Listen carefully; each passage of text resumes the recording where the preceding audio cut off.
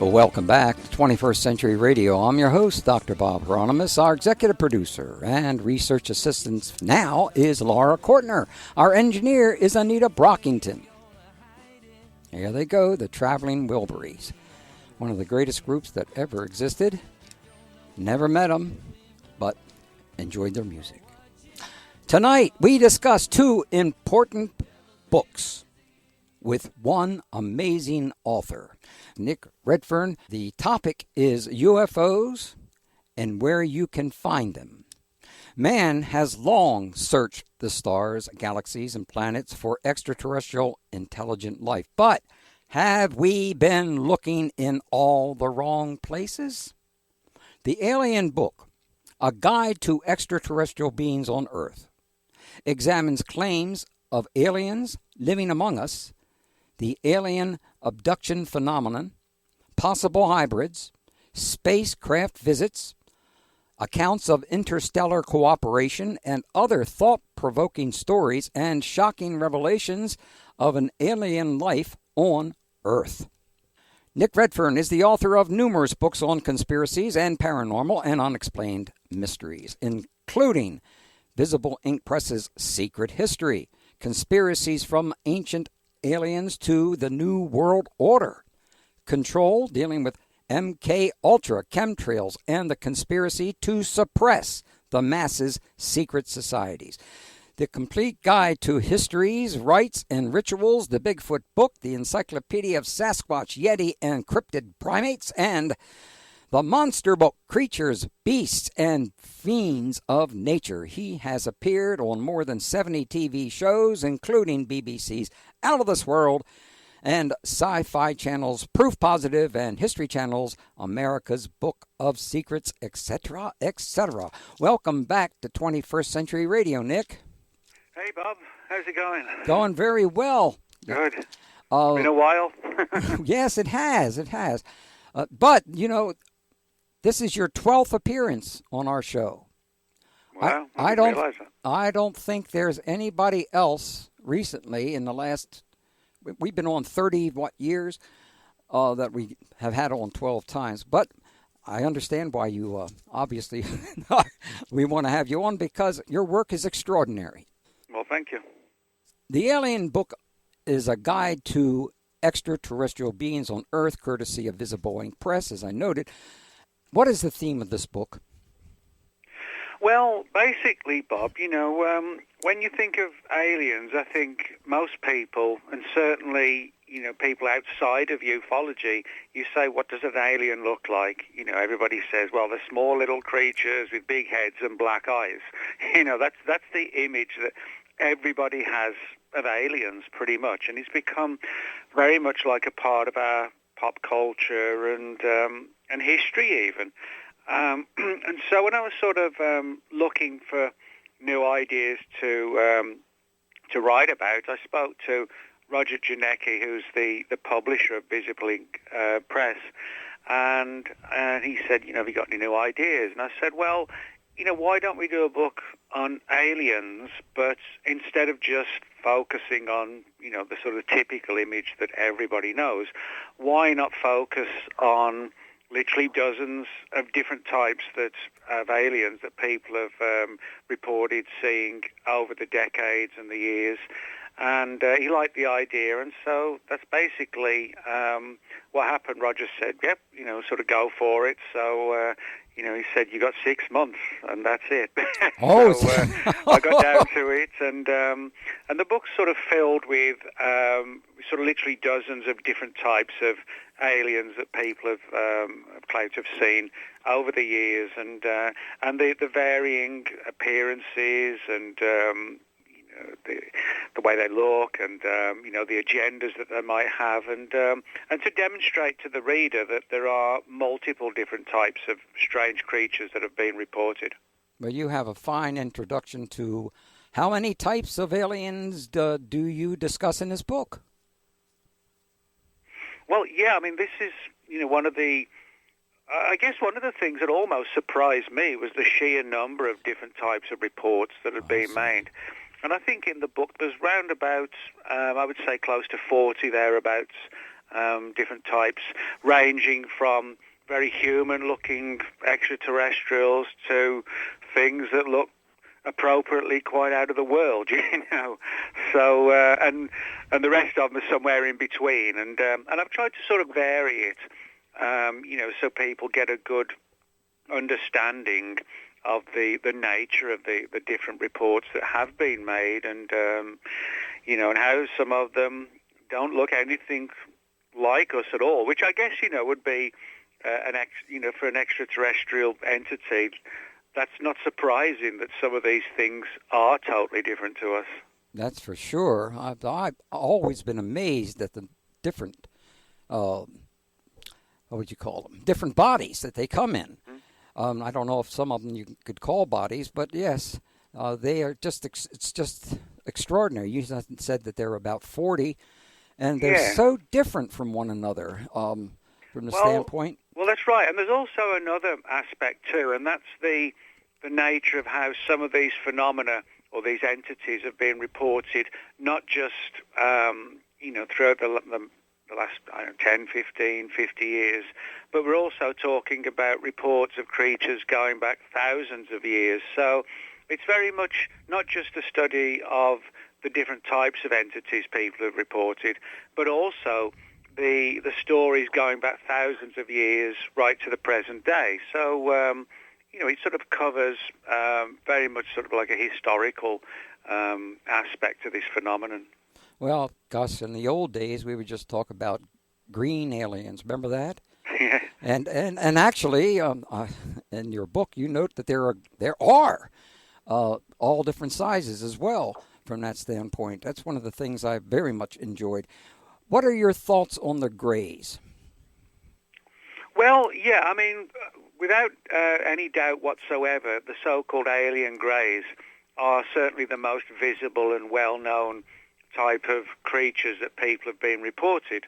And for the most part, you know, they're sort of associated with experiments and, you know, people talk about being taken on board UFOs and abducted, and blood's removed from them, and cells, DNA, egg, sperm, so on.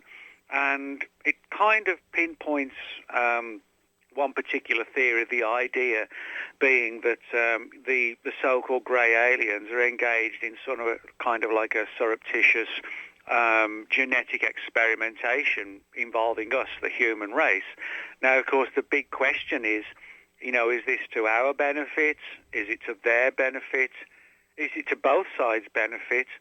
Or is this kind of like a sinister scenario that we haven't sort of fully understood or appreciated? So, but there's no doubt that, you know, you mention aliens, as I said at the very beginning, you know, you talk about aliens, everybody thinks of big black eyes, big head, and little bodies, right. You know. Mm-hmm. But that's sort of, you know, the one aspect to this. And, you know, people often ask me, well, do you think this kind of issue of the Greys and the abductions, do I think it's a positive thing for us? And I have to say, personally, I don't think, you know, it is kind of like a positive phenomenon. And I'll explain why. You know, the idea of advanced extraterrestrials sort of stealing people in the dead of night, taking blood, DNA, etc., and wiping our memories clean. I'm not saying they're dangerous and hostile, but it does sort of smack of not really caring for us as a species to a great degree, if to any degree. You know, it's very sort of much like a cold-hearted kind of program or agenda. So I think we need to be very careful. You know, I understand that some people who've had, you know, abduction experiences do go down that pathway where they think they're dealing with totally benevolent entities, but I'm not fully sure that is the case, and I think we need to tread very carefully as to what they are and what their sort of long-term goal concerning us actually is. Well, Greys come in different sizes, don't they? Yes. I mean, people talk about seeing the Greys being anywhere from about 3 foot tall to about 5 foot tall. And but they all kind of have this sort of similar appearance. You know, the skin is like a sort of a sickly pale grey. The eyes are solid black. They're extremely skinny. The heads are oversized, and you put all that together. You know, you're clearly dealing with something definitively alien. Now, as far as the sort of other aspects to them, in some cases, witnesses talk about the greys having sort of 3 fingers and a thumb. Others talk about them having 5 fingers and a thumb. And sometimes even they talk about the aliens just having fingers and not a thumb at all, which is kind of unusual because, you know, the whole issue of having a thumb is so, you know, you have the ability to sort of, you know, grasp a knife and fork or drive your car. You know, if you haven't got a thumb, it's really difficult, you know, to adapt. You know, so, but that just sort of demonstrates some of the sheer weirdness that surround these creatures, that they don't seem to be like in a uniform fashion. You know, there are significant differences between all of them, really. Oh, there sure are. How about the reptilians? One of the things that I've always wanted to talk directly to, how do you pronounce his last name? David Icke? Is that how you pronounce it? I wanted to talk to him because I thought that I misunderstood what he was talking about in regards to how these beings dominate us. Well, yeah, I mean, I think without doubt, within the UFO research community, the so-called reptilians are seen as being the most sinister and sort of deadly even entities within this particular field. Now, I think it's probably important to note there are sort of 2 aspects to the reptilian phenomenon. Just before I get to that, I'll sort of describe for people how they describe the creatures they've seen. Typically, they're sort of bipedal, large reptilian-type creatures. Imagine something like the creature from the Black Lagoon movie from the 50s, but with these creatures sort of being extremely kind of green-coloured and anywhere from about 6.5 to about 8 feet tall and very intimidating. Now, what's interesting is that you have 2 primary aspects in all of this. One is that they are somehow connected with the greys, because a number of abductees have actually said that when they've been on board UFOs in an abduction scenario, they haven't just seen the greys, but they've also seen the reptilians. And the reptilians seem to be sort of standing in the background. Now, whether or not they're sort of acting as guards, or possibly even they're overseeing the experiments, and the greys are actually the sort of the tools of the abduction phenomenon. But, you know, to go back to what I mentioned earlier, you know, there are these 2 sides. One is that they're just, you know, unknown extraterrestrial entities, or possibly, as some people have suggested, which is an interesting theory, the idea that they could have actually have been creatures born on our planet, and that over millions of years they've sort of changed in time.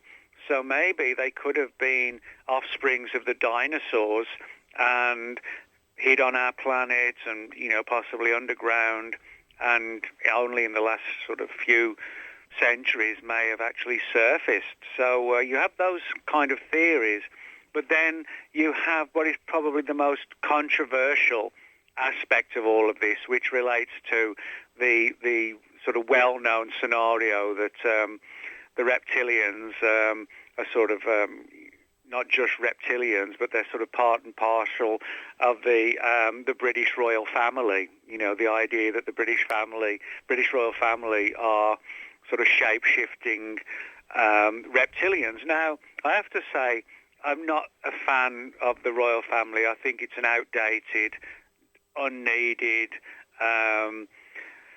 part of British society, which really today doesn't perform any particular role at all. You know, I mean, in England we have a prime minister, which is the equivalent of a of a president of the United States. You know, the royal family are really just there for, you know, for tourism and to sort of carry on this sort of monarchy-based imagery and to celebrate it and so on. Having said that, you know, as I said, I don't have much time for the royal family, but personally, I don't think they are flesh-eating, blood-drinking reptilians. I think that's just garbage. However, what I would say is that theory has a huge number of followers. Sure does. You know, you can find books all over the place. Yes, I'm always asked about that, and I know very little about it, except now that I've read both of your books here. Well, what I would say is that even though I don't buy into the idea that the royal family are shape-shifting reptiles, what I can tell you is that there are literally dozens and dozens of reports of people who claim to have seen reptilians, not with a royal family connection, but on UFOs and in underground bases and things like that. And I've actually interviewed a number of witnesses who claim to have seen the reptilians. One of the strangest ones of all came from a friend of mine, a close friend of mine in England, and the story surfaced in 1998.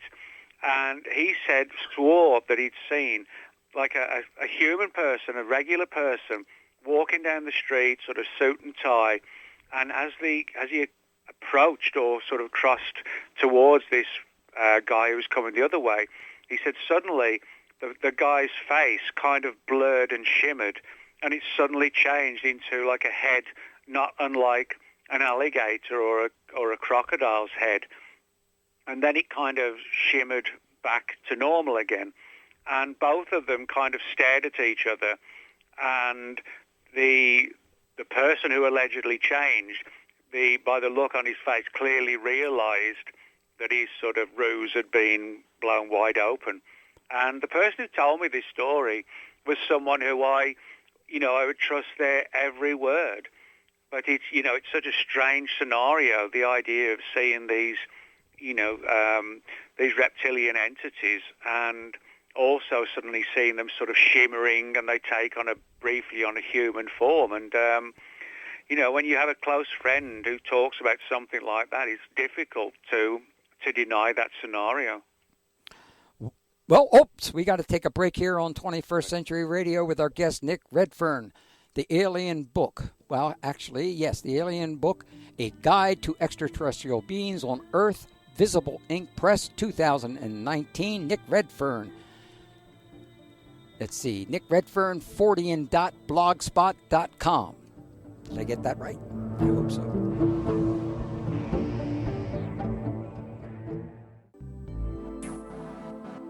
Hello, this is Ingo Swann, the author of Penetration, The Question of Extraterrestrial and Human Telepathy. And you're listening to the wonderful 21st Century Radio with the amazing Dr. Bob Hieronymus. Oh, boy, it's so good to hear. So good to hear his voice right now. Ingo, we're working on a film for you right now, Ingo. I know you're probably hanging out here listening to us because you used to all the time. And it's going to be pretty good. It's going to take us a couple more years, I imagine. Welcome back to 21st Century Radio. I'm Dr. Bob Hieronymus. Our guest is Nick Redfern, who is truly amazing. Nick, how many books have you written? I think it's either 54 or 55, I think, altogether. 54, 55, and every one of them is excellent. That's the... Oh, well, thanks. I mean, I try and vary, it a little bit. I've done everything from Men in Black, Bigfoot, lake monsters, time travel, conspiracies, and, I try and, with each book, give the reader something new and sort of new concepts and ideas to think about. And, as long as I can keep doing that, I'll keep doing it. And I just love the way you document things. You're very upfront about that whole thing, and that's really good. Talk about some strange things out there. What about those Flatwoods monster? Remember that one? Well, yeah, the Flatwood Monster story is an interesting one because it's almost sort of unique in the sense that we've seen this creature, or the creature was reported once, and that was it.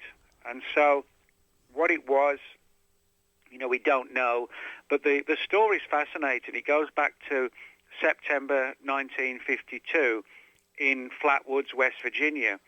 And interestingly enough, Flatwoods, West Virginia, is actually only about an hour's drive from Point Pleasant, West Virginia, where the Mothman sightings began in the mid to late 1960s. So some people have sort of suggested maybe there could be a kind of a connection there. But as for the Flatwoods Monster story, it began one evening, September 1952, when a strange light was seen soaring over the old small town of Flatwoods.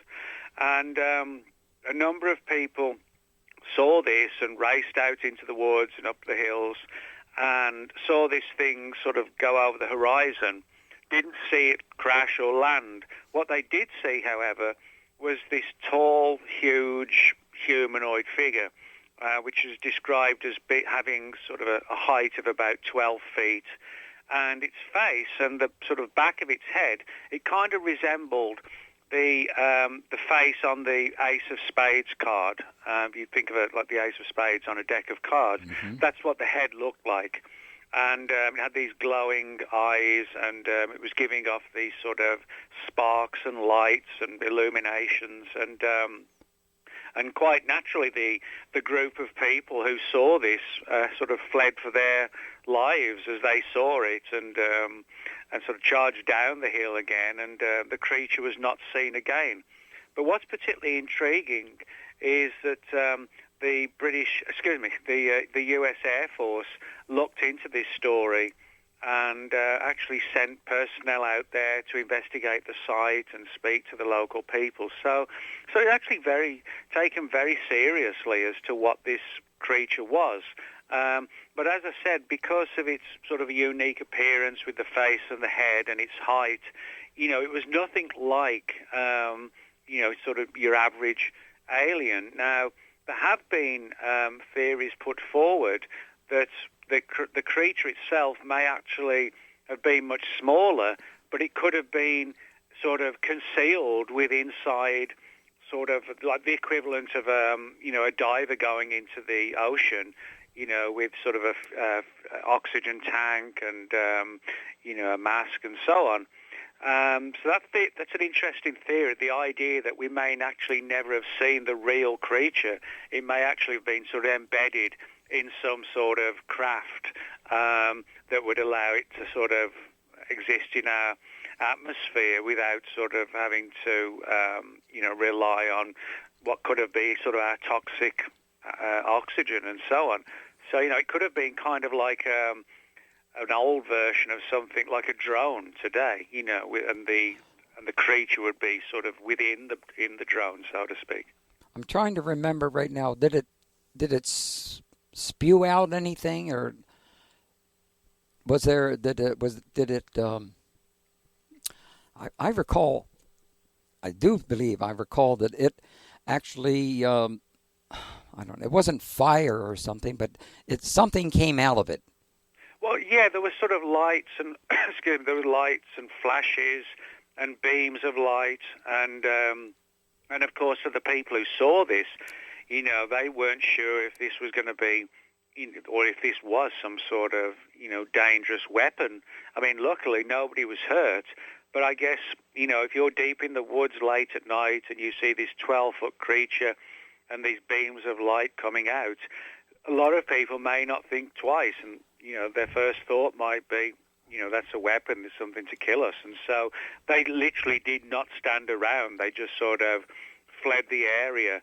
And as I said, although the Air Force looked into it and investigated it and put files together, it's one of these fascinating cases because, as I said at the start of this debate, it was so unique and so unlike most of the other kind of entities that have been reported. I mean, over the years, the numerous reports of the Greys and the reptilians and so on. But with this one, the Flatwoods Monster was kind of like a, you see it 1 second and it's gone the next second, and it never comes back again. So it was sort of a definitive, enigmatic case, really. So we never found out who must have taken the time to make it. I wonder what the whole reason was for that. Was it just to scare people, or well, I mean, one of the interesting aspects to this is that supposedly during that same period that clandestine orders were put together by the US Air Force warning that if you see one of these things, shoot it down. So that's one of the interesting theories, that the idea that the craft that the creature was in could actually have been disabled or at least damaged, and it sort of slammed into the ground, but the creature survived, or possibly even, it was able to carefully land, even if it was sort of broken or not working properly.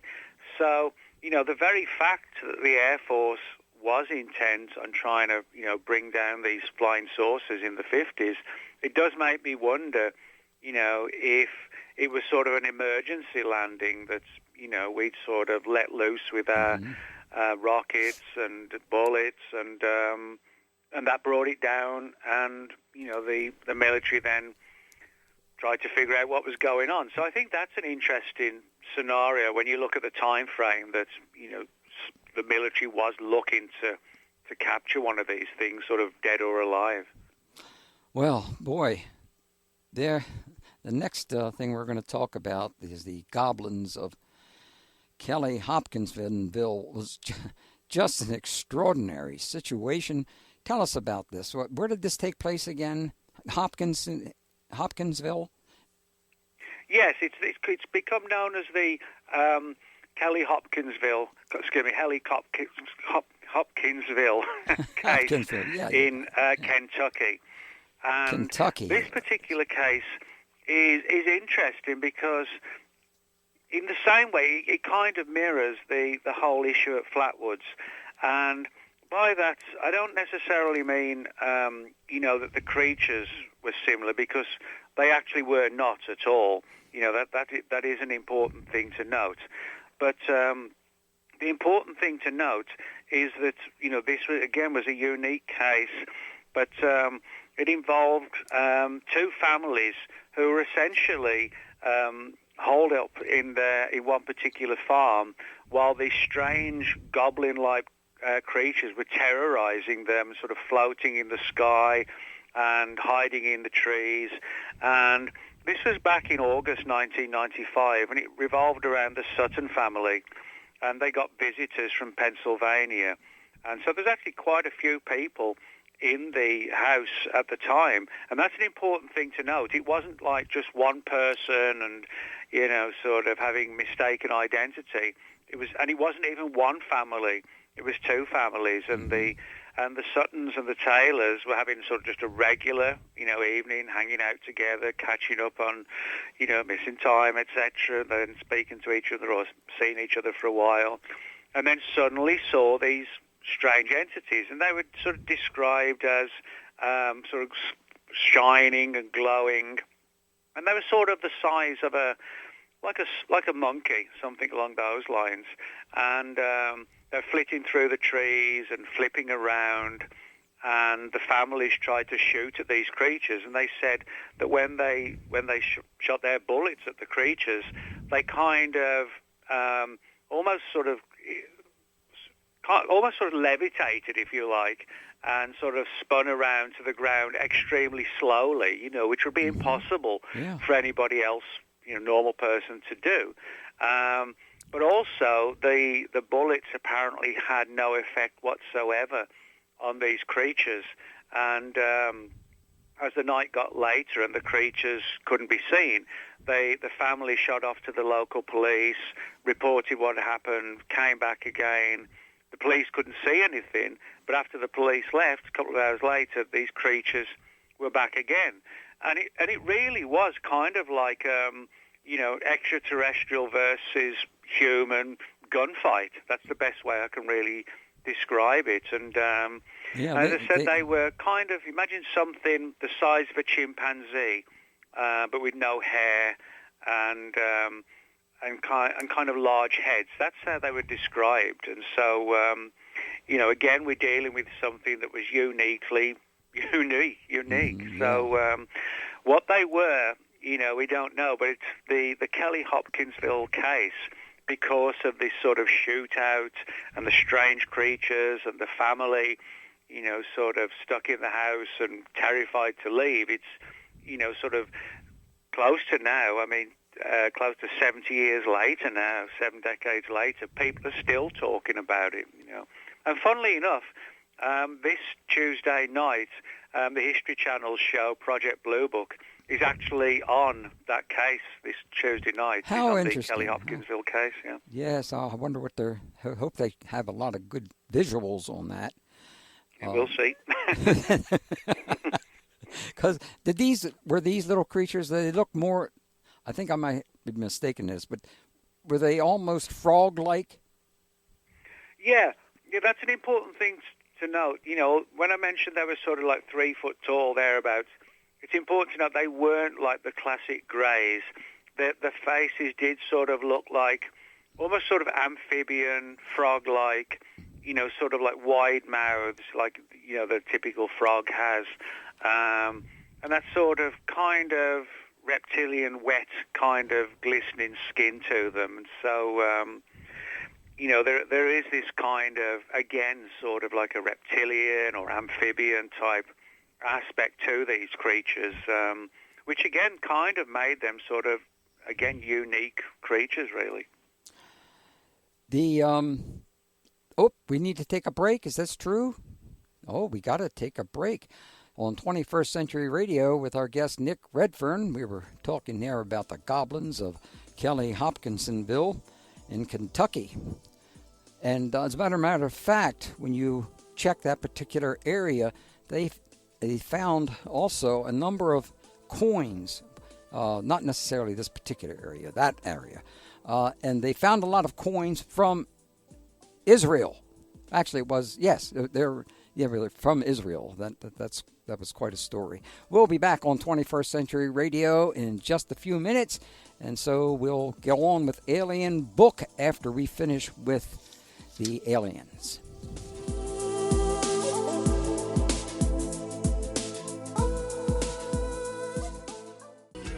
This is Dr. Jacques Vallée. You're listening to 21st Century Radio with Dr. Bob Hieronymus, the reference in the study of the paranormal. Oh, you tell me. Oh, goodness gracious. Welcome back to 21st Century Radio. I'm the alleged Dr. Bob Hieronymus. Our guest, of course, is Nick Redfern. And we've got too many questions and not enough time, is what I'm trying to say here. This is such a great book. You've got to get a copy of this book. The Alien Book, A Guide to Extraterrestrial Beings on Earth, Visible Ink, Press 2019. Let's get to Men in Black. What are the real Men in Black aliens? Well, that's a good question, Bob. I mean, if you ask most people, who are the Men in Black, most people are going to say, well, it's Will Smith and Tommy Lee Jones. Yes, of course. Because people are so, sort of familiar with the movies, which really did become a part of pop culture because those movies were sort of huge hits, all around the world. And what they actually did was to sort of present the phenomenon of the Men in Black to the public, the average person in the street, Up until that point, before the movies were made, the only people who really heard of the Men in Black were people in the field of ufology. It was very, and to a degree, it was sort of even almost like an obscure aspect of the phenomenon. But that changed with the movies. However, the movies have one distinct difference, that being that in the movies, the Men in Black work for some sort of secret group within the Pentagon or the Department of Defense, or possibly even a secret group that operates outside the government even. However, saying all that, if you speak to the witnesses to the Men in Black, and I should stress that the Men in Black phenomenon and that term, Men in Black, actually go back to the early 1950s. The first book on the subject was They Knew Too Much About Flying Saucers, written by Gray Barker, which was published in 1956. So that shows how long ago the phenomenons existed, but it's sort of gone under the radar apart from people in ufology. However, to sort of go back to when I said that, like in the movies, you know, they're presented as sort of spies or secret agents, the fact is that most people who claim to have been sort of encountered the Men in Black or sort of, you know, been terrorized and threatened by them, they describe them as not looking entirely human. Sort of typically they're described as being very pale-faced. They have these bulging eyes that they hide behind these large wraparound sunglasses, these pulled-down fedora hats that sort of hide the face even a little bit more. And their skin kind of looks like plastic, some of the witnesses have said. And they have this sort of eerie ability to sort of control people's minds. Because if you think about it, you know, if you've got a knock on the door at 9 or 10 o'clock at night and you look through the, you know, the sort of the spy hole and you see these three weird guys in black suits and skinny, you know, appearance and pale skin, you wouldn't let them in. But the weird thing is, nearly everybody does let them in. And it's almost as if they've been sort of mind-controlled or hypnotized to ensure that they will be allowed into the house. And it's when that happens that the witness or the victim, which is probably a better term, they usually report how the Men in Black warned them not to talk about the UFO case that they'd had perhaps a day or 2 days, 3 days later. Don't talk about this. Don't tell anybody. Don't go to the media. Don't tell family and friends. And in this weird sort of altered state, the witnesses really do say, you know, we won't say anything. And when the Men in Black are satisfied, they leave, and it takes about 10 minutes sometimes for the person to sort of come around and their mind to sort of go back into its normal mode. You know, before that, it's almost like they're feeling as if they're in kind of like a dream state. So everything about the Men in Black kind of suggests that they are sort of definitively alien, you know, non-human. Even though, as I said, you know, the movies portrayed a different angle at all. But the witnesses themselves, you know, they kind of sound like modern-day vampires almost, you know, sort of skinny, pale, and just really strange looking. I'm going to jump to another question here on dealing with this because we just don't have time for some of the things I want to do. Is it true that aliens do not have an emotional body? And if so, what might that mean? If they don't have an emotional body?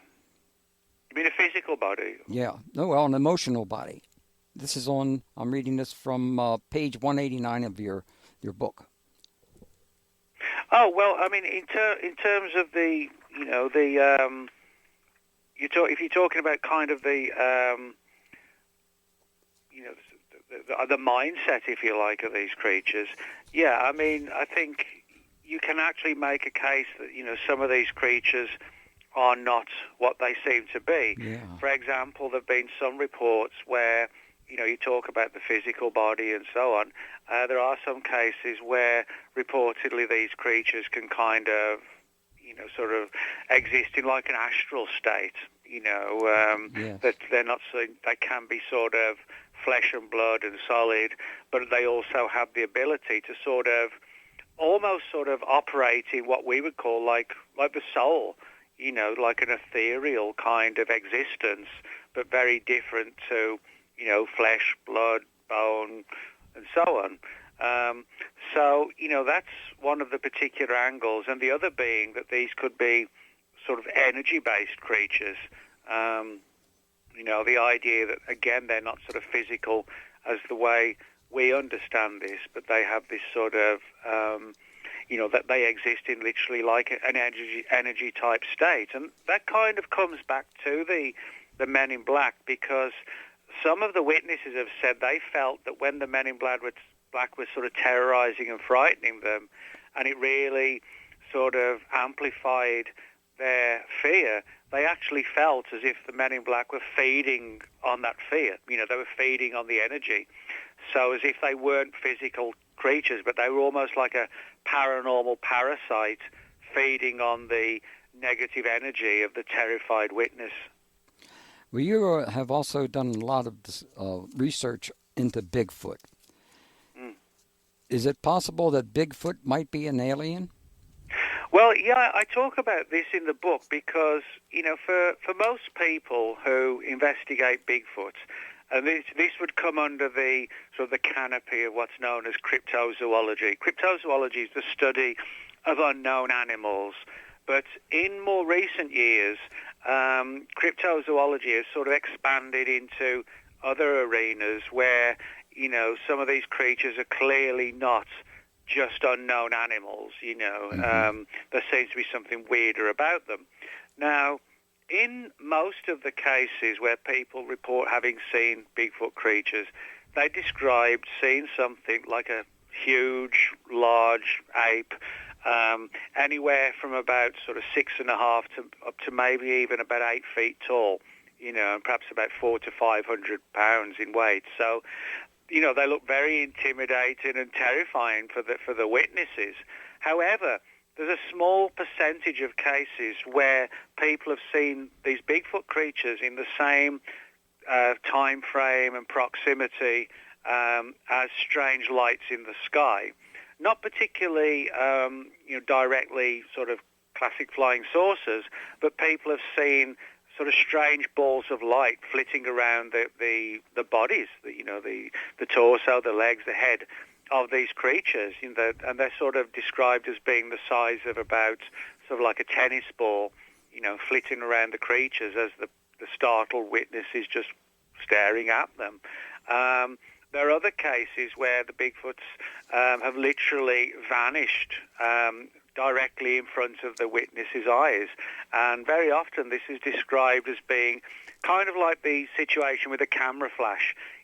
Sort of you're in the woods, and if you sort of turn your flash on your phone, and it would suddenly light up the area. That's what people describe when these Bigfoot creatures suddenly vanish.